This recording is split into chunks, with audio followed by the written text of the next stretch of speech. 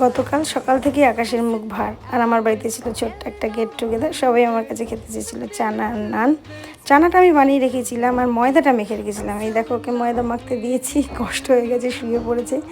এতটা ময়দা তো আর আমি মাখতে পারবো না, তাই ওকেই দায়িত্বটা দিয়েছিলাম।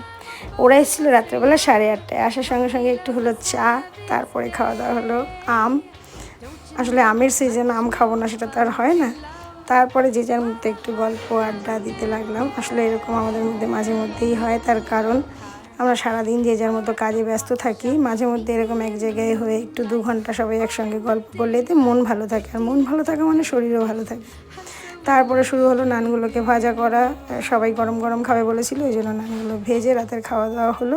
ছিল নান, চানা, মিষ্টি, স্যালাড। খাওয়া দাওয়ার পরে আবার চললো। কখন যে 11:30 বেজে গেছে সবাই খেয়ালই করেনি। তারপরে যেই ঘড়ি দেখেছে তখন সবাই তাড়াহুড়ো করে বাড়িতে চললো 12টার সময়।